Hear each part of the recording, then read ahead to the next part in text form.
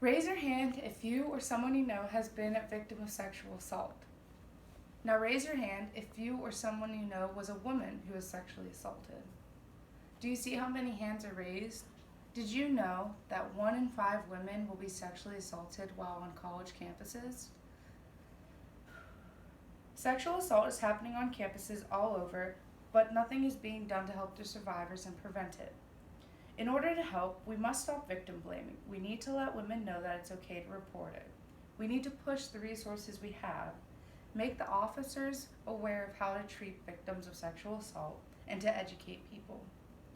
When I was at new student orientation for freshman year of college, we were sat down in a room and taught some statistics about sexual assault and a website that we were given if we had other questions. Now imagine being one of those females in that room and you were told that you had a 1 in 5 chance of being sexually assaulted in your 4 years here on campus, but you weren't told how to report it or what the next steps you could take.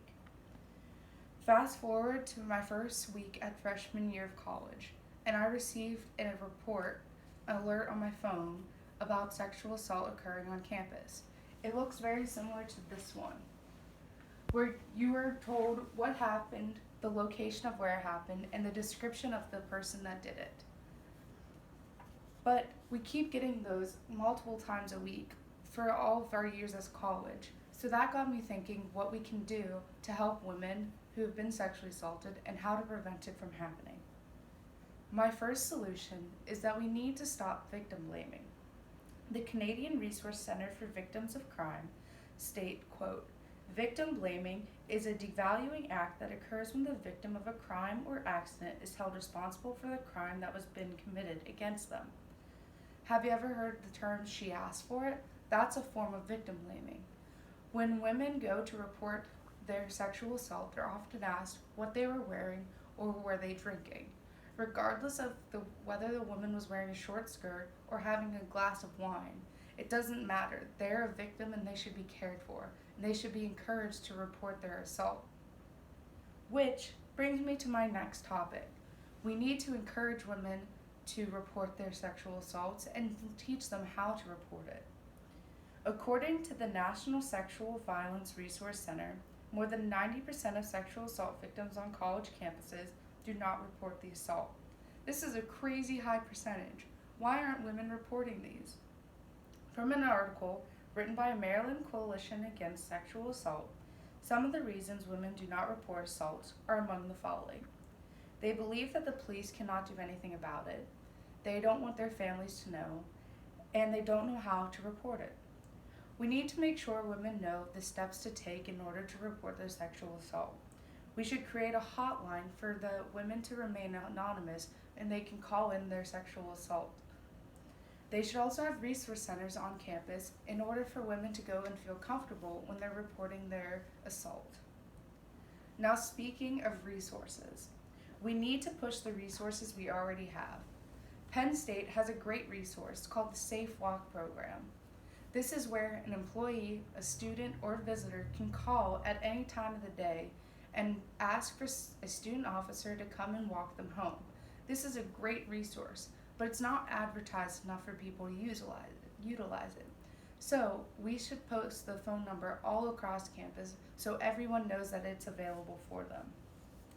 There's also a national hotline for you to call and speak with someone.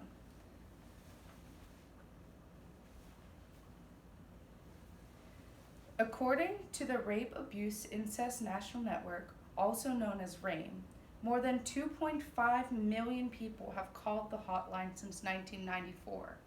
But given the fact that 17.7 million women have been sexually assaulted since 1998, shows that the hotline is not being used as much. We need to push this hotline. Lots of women say that it's been helpful, so we should advertise it on school as well as online. And for my fourth solution, we should have police officers that should be trained on how to handle victims. A report from the Bureau of Justice Statistics found that only 72% of campus law enforcement agencies have a member trained specifically for sexual assault survivors' response and assistance.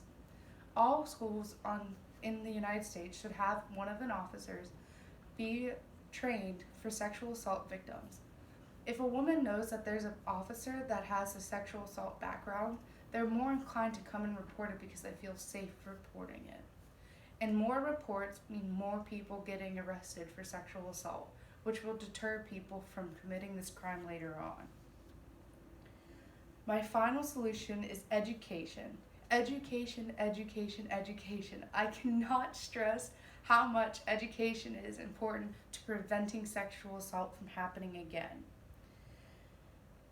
In an article written in Psychology of Women Quarterly, it is stated, quote, "Our results suggest that sexual assault education interventions for college students tend to be more effective when they are longer." That means that the 10-minute lesson that I got at the beginning of my college career was not enough in order to prevent sexual assault. We should have an hour-long class every year that every student should have to take in order to be refreshed on sexual assault prevention and learn about new resources that have come about. So research shows that it mentions that some of the education should be single gender instead of the education now, where everyone, regardless of gender, are taught at the same time. Men should be taught how to respect women and prevent sexual assaults from happening. They should also be taught more about consent. No means no. It's not some foggy area. It's black and white. If someone says no, that means no. And they should learn to speak up for women when they see a sexual assault about to occur, or when they see a sexual assault happening. Sometimes just speaking up and not standing and being a bystander really helps women. And women should be taught about self-defense, because self-defense could be the reason that they end up not being sexually assaulted because they could protect themselves. And according to an article in the New England Journal of Medicine, it was found that the women that were placed into the sexual assault resistance program reduced their chance of being sexually assaulted. That's amazing. All schools should offer a sexual assault class for women in order to protect themselves. Now, in conclusion, no woman should be assaulted while on campus, a place where they should feel welcome and safe. The problem of sexual assault, it is that it's not the one that can be fixed with a simple solution, nor can it be easily fixed. Some steps we can take to begin that process is to try stopping the culture of victim blaming. We must give affected women the tools and safety to speak up, and we must educate everyone on how to prevent sexual assault from happening more often.